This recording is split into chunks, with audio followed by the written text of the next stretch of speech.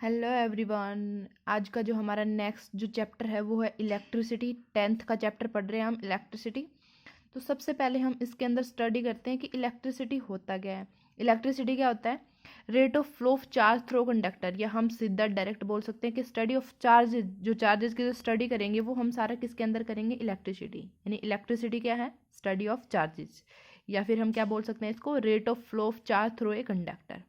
ठीक है। अब इसके बाद में आता है कि इलेक्ट्रिसिटी कितने टाइप की होती है? 2 टाइप्स की होती है। एक होती है स्टैटिक इलेक्ट्रिसिटी, और जो सेकंड है वो कौन सी है? Current electricity. अब स्टैटिक इलेक्ट्रिसिटी के अंदर क्या होता है? स्टैटिक का मतलब क्या होता है? रेस्ट। इलेक्ट्रिसिटी मतलब स्टडी कर रहे हैं हम किसकी? चार्ज की। यानी स्टैटिक इलेक्ट्रिसिटी का मतलब क्या है? चार्ज किस में स्टडी करेंगे हम? रेस्ट के अंदर करेंगे। यानी चार्ज इसमें क्या रहेगा? हमारा रेस्ट में रहेगा। यानी चार्ज इन रेस्ट। ठीक है। सेकंड है करंट इलेक्ट्रिसिटी। करंट इलेक्ट्रिसिटी क्या है? करंट मतलब इसके अंदर हम चार्ज मोशन में पढ़ेंगे। ठीक है। जैसे हमारे पास में कोई वायर है, इसके अंदर कितना करंट इसके अंदर फ्लो कर रहा है, कितना इलेक्ट्रॉन्स इसके अंदर मूव कर रहे हैं, ये सारा हम जब चार्ज हम मोशन में स्टडी करेंगे वो हो जाएगा हमारे पास में करंट इलेक्ट्रिसिटी। क्लियर? इतना ये तो थोड़ा सा इसका इंट्रो था। अब आता है इलेक्ट्रिक चार्ज। इलेक्ट्रिक चार्ज आपको पता है कितने टाइप का होता है? चार्ज कितने टाइप का होता है? 2 टाइप का होता है। एक होता है पॉजिटिव चार्ज और एक होता है नेगेटिव चार्ज। तो थोड़ा सा इनके बारे में पढ़ लेते हैं कि पॉजिटिव और नेगेटिव चार्ज क्या होता है। आपने पढ़ा होगा कि जो सेम सेम चार्जेस हैं वो एक दूसरे को क्या करते हैं? सेम सेम चार्जेस मतलब एक दूसरे को क्या करेंगे? दूर दूर भगाएंगे, यानी रिपेल करेंगे। और अगर अपोजिट चार्जेस हैं वो एक दूसरे को क्या करते हैं? अट्रैक्ट करते हैं। थोड़ा इसका इंट्रो बता देती हूँ मैं कि जो चार्ज है पॉजिटिव और नेगेटिव होता है। सेम सेम चार्ज एक दूसरे को रिपेल करेंगे, और यानी हम बोल सकते हैं like charges are always repel each other and unlike charges are always attract each other. अब चार्ज की जो यूनिट होती है ना, जो एसआई यूनिट है चार्ज की, वो क्या होती है? कूलाम होती है, जिसको हम सी से रिप्रेजेंट करते हैं। ठीक है। इसकी एसआई यूनिट क्या हो जाएगी आपके पास में? Coulomb.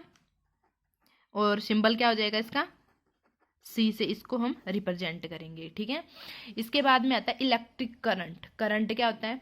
Rate of flow of charge through the conductor. मतलब कोई कंडक्टर उसके अंदर कितना करंट, कितना चार्ज फ्लो कर रहा है, या फिर rate of flow of electrons. Flow of electrons भी बोल सकते हैं हम डायरेक्ट, या स्पीड ऑफ चार्ज भी बोल सकते हैं। एग्जाम में आपको स्पीड ऑफ चार्ज नहीं लिखना है। एग्जाम में कैसे लिखोगे? Current, electric current is defined as the rate of flow of charge through the conductor in unit time भी लिख सकते हो आप। ठीक है। तो करंट समझ में आ गया आपको? Rate of flow of charge through the conductor is called electric current. यहां से आपके पास में एक फॉर्मूला बनता है कि करंट को हम रिप्रेजेंट करते हैं आई से, और चार्ज को किससे करते हैं? क्यू से रिप्रेजेंट करेंगे, और टाइम टी से। ठीक है। यानी करंट क्या हो जाएगा आपके पास में? Charge per unit time. अब यहां से करंट की जो यूनिट आती है, एसआई यूनिट आती है, वो क्या होती है? एम्पियर। करंट की एसआई यूनिट क्या हो जाएगी? एम्पियर। ठीक है। आगे इतना समझ में? अब इस 1 एम्पियर को कई बार पूछ लिया जाता है कि 1 एम्पियर को डिफाइन करना है, तो 1 एम्पियर को कैसे डिफाइन करोगे? 1 एम्पियर को कैसे लिखेंगे हम? देखो यहाँ से हमारे पास में फॉर्मूला है। फॉर्मूला अगर मैं इसको ओपन करके लिखूँ, चार्ज को की यूनिट क्या होती है? कूलाम होती है। तो यहाँ से कितना लिख दिया मैंने? कूलाम। और टाइम को किस में लेते हैं हम? सेकंड में लेंगे। तो हमें डिफाइन क्या करना है? 1 एम्पियर को डिफाइन करना है। तो 1 एम्पियर कितना हो जाएगा आपके पास में? 1 कूलाम। और कितने टाइम में फ्लो कर रहा है वो? कितने टाइम में मूव कर रहा है चार्ज? 1 सेकेंड में। तो यहाँ से हम इसकी डेफिनेशन क्या लिख सकते हैं कि when 1 coulomb charge flow through a conductor in 1 second. क्या लिखा मैंने? मैं यहाँ पे लिख देती हूँ। इसकी डेफिनेशन क्या लिखी? When 1 coulomb charge flow through a conductor in 1 second is called 1 ampere. ये थी 1 एम्पियर की डेफिनेशन। अब बात आती है, अच्छा इसके अंदर जो चार्ज है, इसके अंदर आप एक चीज़ और नोट कर लेना कि जो सबसे छोटे से छोटा जो चार्ज होता है वो होता है 1 इलेक्ट्रॉन या 1 प्रोटॉन पे जितना चार्ज होगा वो लिखेंगे हम। और उस पर कितना चार्ज होता है? 1 इलेक्ट्रॉन पे कितना चार्ज होता है? 1.6 इंटू 10⁻⁻19 कूलाम। इतना चार्ज होता है। ठीक है।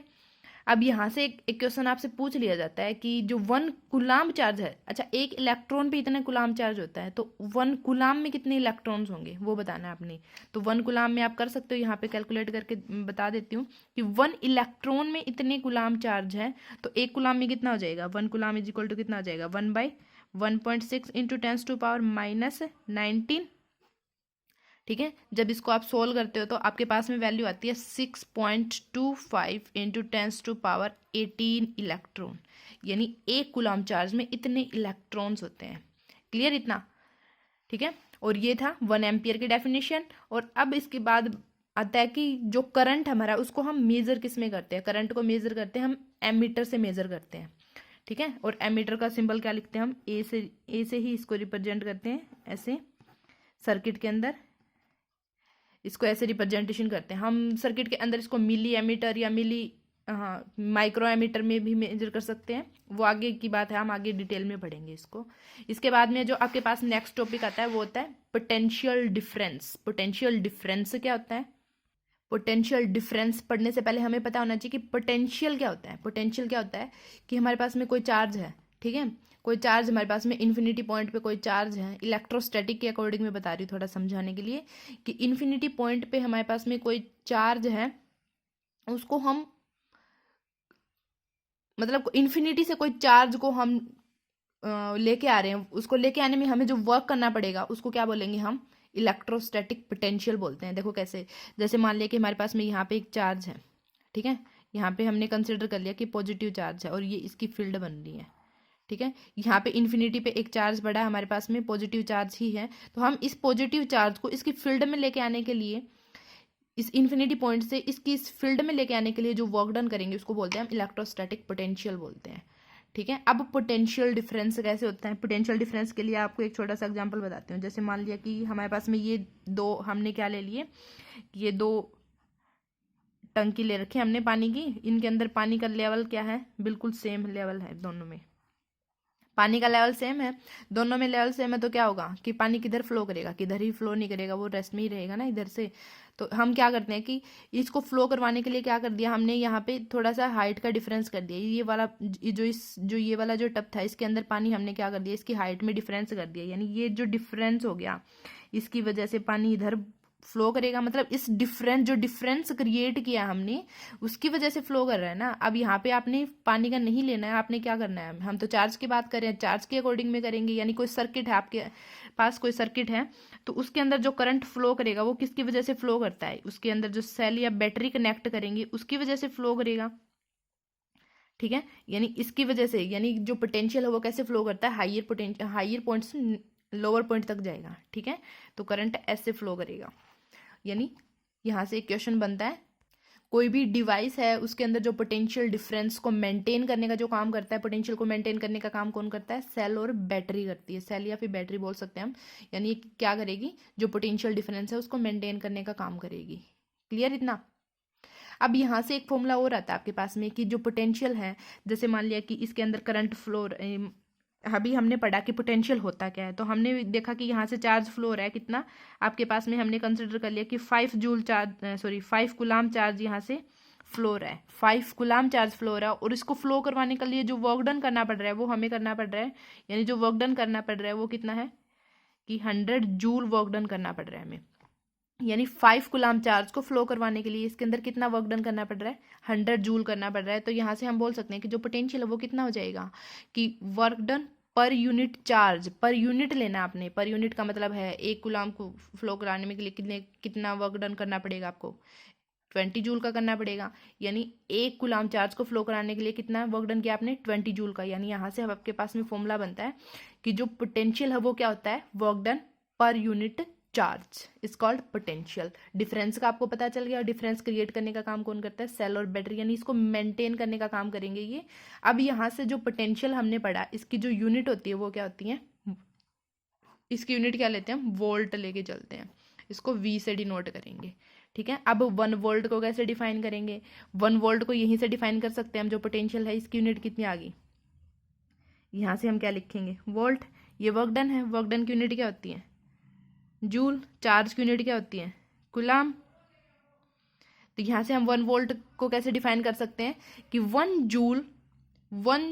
Joule of work done to move a charge of 1 coulomb 1 point to other point. मतलब 1 जूल वर्क डन कर रहे हैं हम किसी 1 कूलाम चार्ज को एक पॉइंट से लेकर दूसरे पॉइंट तक मूव करवाने के लिए, उसको क्या बोलेंगे हम? 1 वोल्ट बोलेंगे, ठीक है।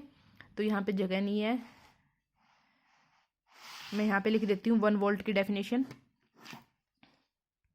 देखो क्या डेफिनेशन लिखी हमने, 1 वोल्ट क्या हो जाएगा, 1 joule work is done to move a charge of 1 coulomb from 1 point to other point. मतलब 1 कूलाम चार्ज को एक पॉइंट से दूसरे पॉइंट तक मूव कराने के लिए अगर हमें 1 जूल वर्क डन करना पड़े तो उसको हम क्या बोलेंगे, 1 वोल्ट बोलेंगे। ठीक है, इसके बाद में आपके पास नेक्स्ट जो टॉपिक आता है वो होता है ओम्स लॉ। ओम्स लॉ क्या होता है, सबसे पहले तो इस ओम्स लॉ को डिस्कवर करने वाला जो साइंटिस्ट था, जिसको फॉर्मुलेट किया था, वो साइंटिस्ट कौन था, वो जर्मन साइंटिस्ट था एक, जिसका नाम था जॉर्ज सिमोन ओम, और 1827 में इसने फॉर्मुलेट किया था।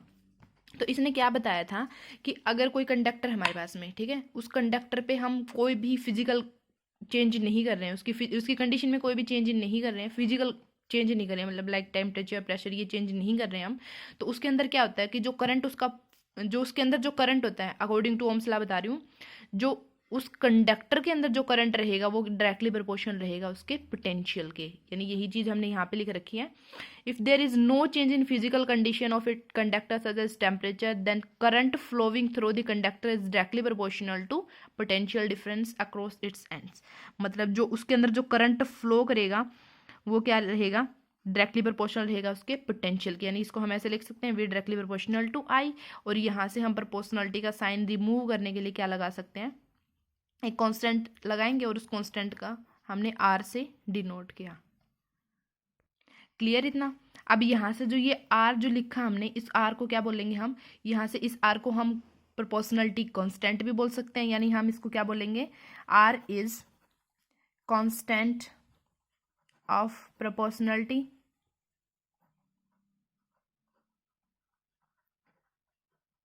एंड इट इज कॉल्ड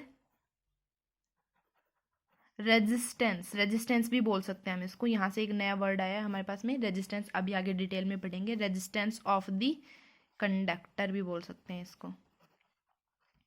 ठीक है, यहाँ से V is equal to R I, और यहाँ से अगर हम इस रेजिस्टेंस की वैल्यू अगर कैलकुलेट करें तो रेजिस्टेंस की वैल्यू कितनी आएगी आपके पास में, V अपॉन आई, और ये क्या है, आर, ये किसके लिए यूज़ किया हमने, कांस्टेंट यूज़ किया है ना, तो यहाँ से इसको हम क्या बोलेंगे, रेजिस्टेंस बोल सकते हैं।